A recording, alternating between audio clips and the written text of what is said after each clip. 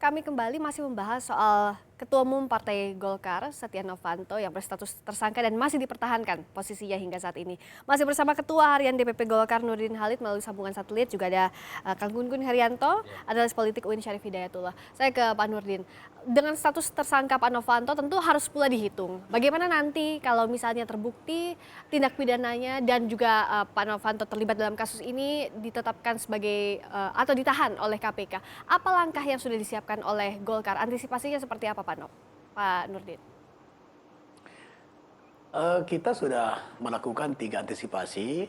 Jadi ada proses politik, ada proses hukum, dan ada proses internal. Nah, khusus untuk proses internal tentu konsolidasi organisasi, kemudian konsolidasi program, konsolidasi kaderisasi, dan konsolidasi pemenangan. Nah, khusus untuk posisi Pak Novanto nanti, dalam tahapan-tahapan proses hukum yang akan ditempuh ke depan, tetap kita harus berlandaskan kepada anggaran dasar dan anggaran tangga serta seluruh peraturan pelaksanaan daripada Partai Golongan Karya. Itulah kemudian saya sebagai Ketua Harian sekarang diberi kepercayaan oleh Pak Novanto bersama Sekjen untuk mengendalikan keseharian daripada operasional pelaksanaan kebijakan dan program partai, terus meningkatkan akselerasi daripada roda organisasi sehingga ketergantungan kepada ketua umum itu tidak terjadi, karena memang di Golkar itu kepemimpinan adalah bersifat kolektif dan kolegial, sehingga tidak bergantung kepada kepemimpinan hanya satu orang. Itu merupakan sebuah sistem dan kebesaran daripada Partai Golongan Karya. Sehingga kalaupun nanti beliau dalam mengalami tahapan-tahapan proses hukum berikutnya, tentu tetap harus melandaskan kepada mekanisme dan sistem pengambilan keputusan di DPP Partai Golkar. Misalnya kalau beliau nanti misalnya mudah-mudahan tidak, karena beliau orangnya taat hukum, taat asas. Ya, buktinya selama ini setiap dipanggil beliau datang, tidak pernah ingkar dalam Tapi pemanggilan, kemungkinan terburuk artinya sudah disiapkan oleh Golkar ya, Pak Nurdin? Ya, saya ke... Bagaimana? Ya, artinya antisipasi terburuk ini kan sudah disiapkan juga oleh Partai Golkar ya. Kita akan bahas ini dengan Kang Gun-Gun.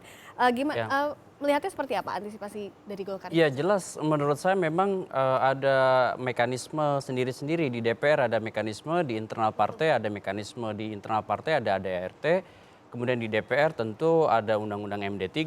Kan di Undang-Undang MD3 sangat clear bahwa untuk posisi pimpinan itu bisa diganti, diberhentikan, ya kan? Ini kalau misalnya pertama meninggal dunia, yang kedua bisa mengundurkan diri, atau yang ketiga diberhentikan. Nah, posisi diberhentikan itu sangat jelas juga aturannya. Misalnya ketika 3 bulan berturut-turut tidak bisa melaksanakan tugas, ya kan? Kalau ditahan kan bagaimana melaksanakan tugas? Otomatis kan harus diberhentikan kalau tidak mengundurkan diri.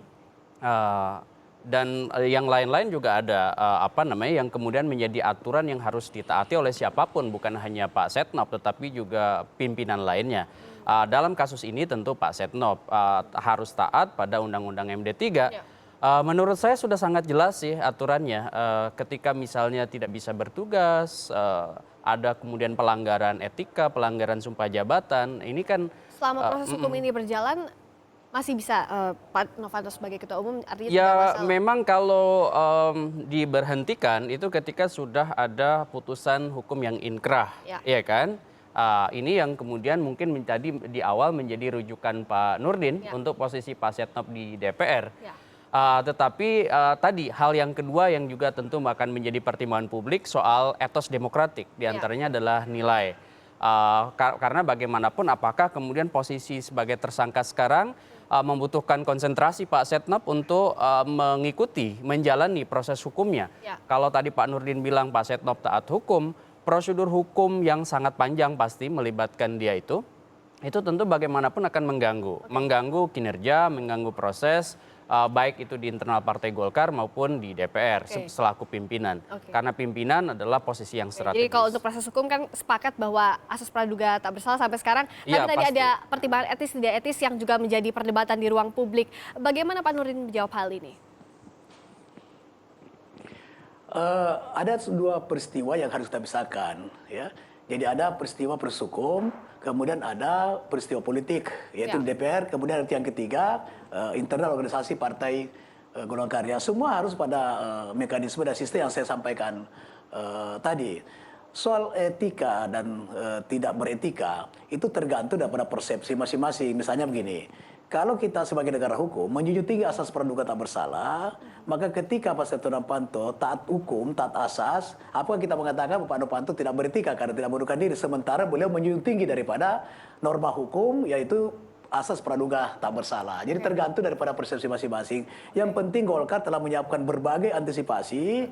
Ya tadi misalnya kita sudah ketemu Dewan Pembina, kita sudah ketemu Ketua Dewan Pakar, anggota Dewan Pakar, kemudian nanti malam ini kita rapat dengan DPD 1 se-Indonesia. Ini bagian daripada antisipasi kita untuk meningkatkan akselerasi daripada kinerja Partai Golongan Karya. Sehingga apa yang sudah kita programkan untuk kepentingan bangsa, kepentingan rakyat, kepentingan negara itu tidak terganggu dengan Pak Novanto ditetapkan sebagai tersangka. Baik, terakhir Kang Gun Gun, ya untuk menjembatani dari proses hukum yang masih berjalan dengan etis tidak etisnya dalam berdemokrasi apa yang kalau saya melihat bukan hanya semata-mata etis dan tidak etis kalau untuk kasus Pak Setnov, tetapi ini akan ada proses hukum yang membutuhkan konsentrasi Pak Setnov, ya kan? Bagaimanapun kita membaca kasus ini sebagai satu extraordinary karena salah satu yang disangkakan adalah kasus korupsi.